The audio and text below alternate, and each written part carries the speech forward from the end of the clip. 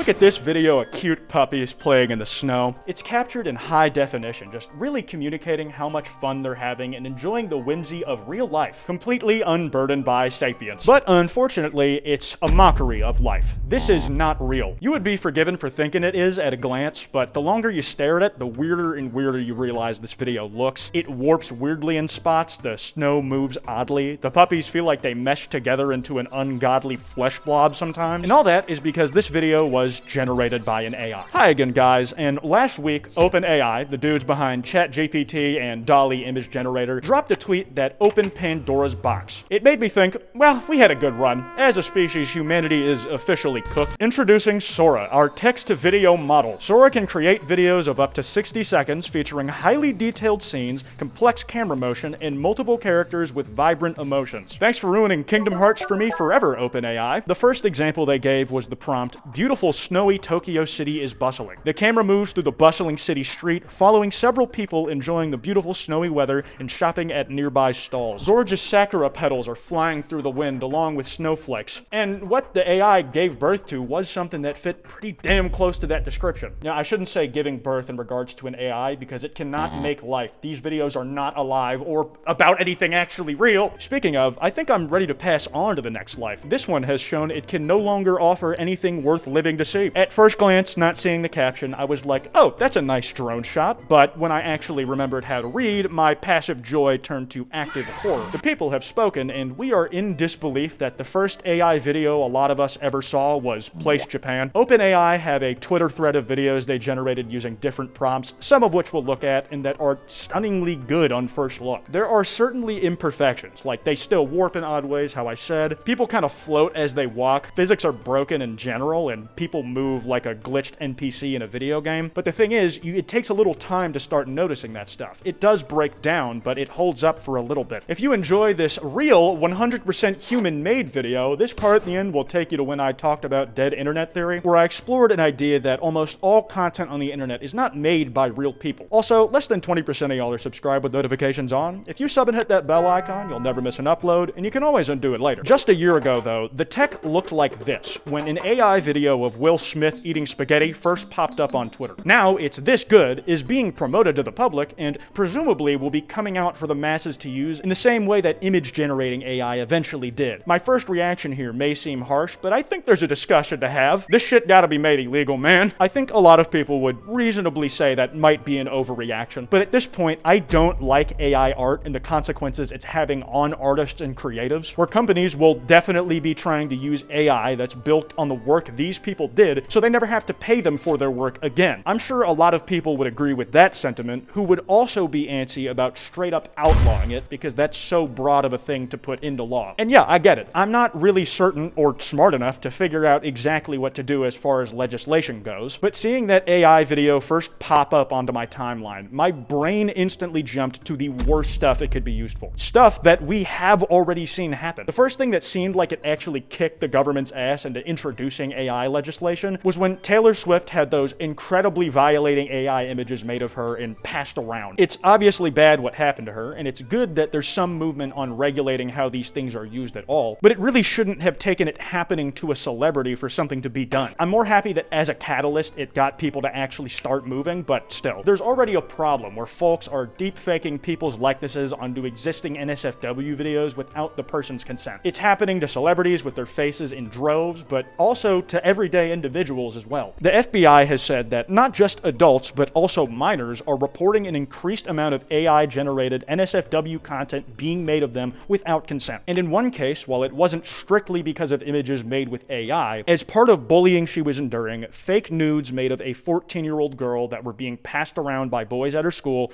led to her taking her own life. We know the tragic consequences that tech and things like it can lead to when it gets out of hand. It's nice to see that there has been some movement in regards to AI legislation. Like, Biden signed an executive order in regards to AI after seeing Mission Impossible 7, where the villain is a rogue AI, hence the name Rogue AI, that spooked old Joe a little bit. So there's that, I guess. The thing is, with legislation, when coming to protecting likenesses of individuals, it could easily be written too broadly, or bills regarding the issue could have things snuck into the writing that aren't so great, hidden under the guise of addressing an issue that I think most people agree is an issue. It's a fine line, and it's going to be an undoubtedly messy messy and complicated process, one well above my brain cells. But I think we're at the point where doing nothing is not an option. I've said it before, but this is the worst this technology will ever be. The improvement from spaghetti Will Smith to now is staggeringly fast. So let's get acquainted with where we're at now for benchmarking purposes. Prompt: a movie trailer featuring the adventures of a 30-year-old spaceman wearing a red wool-knitted motorcycle helmet, blue sky, salt desert, cinematic style, shot on 35mm film, vivid colors. I'm gonna fucking cry, man. It's not even uncanny to look at the fake faces anymore. This is like when we first saw CGI Thanos and he was the most realistic computer-generated thing we've ever seen. When he cried his big globby tears, we actually kinda empathized with him. Though the made-up dude in this video still looks a little wonky when it closes up to his eyes. I've noticed they bobble around a bit after watching this thing on loop for like 10 minutes straight while writing this video. It's mind-numbing. Prompt: a gorgeously rendered papercraft world of a coral reef, rife with colorful fish and sea creatures. When it started zooming in on the coral, I thought it was going to be getting closer to endless detail forever, like those trippy fractal designs that endlessly zoom in. I think those are supposed to simulate being on an acid trip or something. I gotta never do drugs ever. One thing in the back of my head I'm half worried about is that, will using these videos that Sora AI generated be copyright claimed? Because can you really do that since they're trained off the work of so many other people? God knows what the training data is. Like, could you possibly copyright video generated by AI? I'm sure some will try, but Christ. Prompt: a stylish woman walks down a Tokyo street filled with warm, glowing neon and animated city signage. She wears a black leather jacket, a long red dress, and black boots, and carries a black purse. She wears sunglasses and red lipstick. She walks confidently and casually. The street lamp is damp and reflective, creating a mirror effect of the colorful lights. Many pedestrians walk about. Another thing I notice about Sora AI videos is that whenever it's generating movement of what's supposed to be a person or a scene in a realistic location, it always seems to do it in slow motion. I don't know if the technology just has a poor sense of time currently, and I'm sure it'll get closer to overcoming it with time, but I couldn't help but notice that when zoomed in, the woman in the video has the facial structure of Hillary Clinton. Prompt: animated scene features a close-up of a short, fluffy monster kneeling beside a melting red candle. The art style is 3D and realistic, with a focus on lighting and texture. The mood of the painting is one of wonder and curiosity as the monster gazes at the flame with wide eyes and open mouth. Its pose and expression convey a sense of innocence and playfulness, as if it is exploring the world around it for the first time. The use of warm colors and dramatic lighting further enhances the cozy atmosphere of this image. I need this thing killed with hammers. I need to knock more teeth out of its mouth than it's already lost, bucktooth motherfucker. The Super Bowl should have been played by throwing and kicking this unnatural, ungodly abomination around. I want to fold its big-ass eyelids over its face so it can't see, and then have a German Shepherd play fetch with it. This is not cuteness aggression, because there is no cuteness to feel.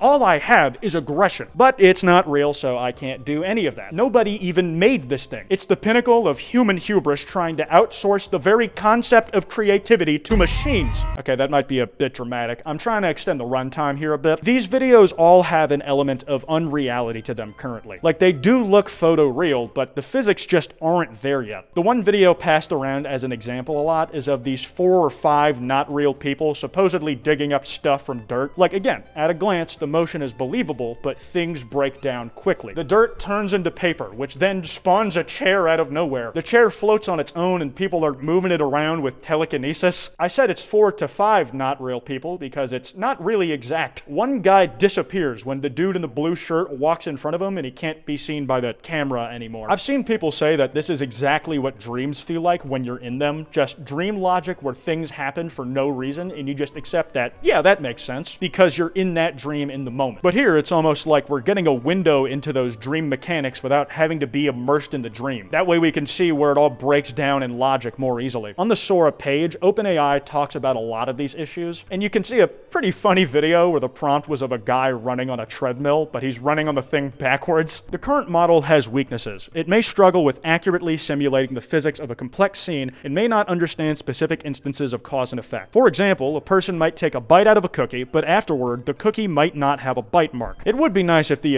Cookie existed in real life, but sadly right now we only get that from AI and by playing Cookie Clicker. The model may also confuse spatial details of a prompt. For example, mixing up left and right, and may struggle with precise description of events that take place over time, like following a specific camera trajectory. Ah, I see the issue. It sounds like this model has been trained on the work of people who record phone camera fight videos. Public opinion over the years that we've had access to AI has changed pretty quickly from curiosity and wonder to skepticism and, in a lot of cases, vitriol. I think most people do do something in their lives that's some form of creative outlet, and they've seen what they make replicated by a machine in some way and understand on some level what the implication of this stuff is more widely. OpenAI has no doubt taken notice of this, and on the page dedicated to the Sora video generator, they have a list of things they say they're doing to try and maintain ethical use of video AI. AI video generation? Whatever. They say they're working with red teamers who are like experts in cybersecurity who companies might hire to stress test and improve security systems, or to figure out holes in things that they're doing, stuff like that. They're basically there to run Sora through the ringer to see where it has cracks. They said they're using image classifiers so they can tell what is in a video generated by Sora, that they're banning certain things in their usage policy like violence, sexual content, celebrity likeness, other people's IP, and the like. Still, these policies existed for their other products already, but their image generator wasn't the only one out there for long. And the tech behind that stuff got into other people's hands who didn't have the same qualms about using AI for any of that shit. I doubt video generation this good is only going to be available from OpenAI for very long. They said they plan on working with industry folk and politicians to address their concerns, that they're limiting who has access to Sora for now. But OpenAI also said the only way they can know all the ways in which the tech will be used or abused is through real-world testing, where instead it's written here like, well, the only way to know if we should do it is to go ahead and do it anyways and see if it was a bad idea looking back. This is the box Pandora puts her biggest shits in. I guess the one comfort here is that in the face of something this intimidating and game-changing for all of human society, you can probably still get a laugh out of the shit posts, and I don't mean shit posts made by AI here. People started saying shit like, wow, Sora AI is crazy. It made this video with a prompt. Cunty motherless mother posing all over the city. Pokemon music.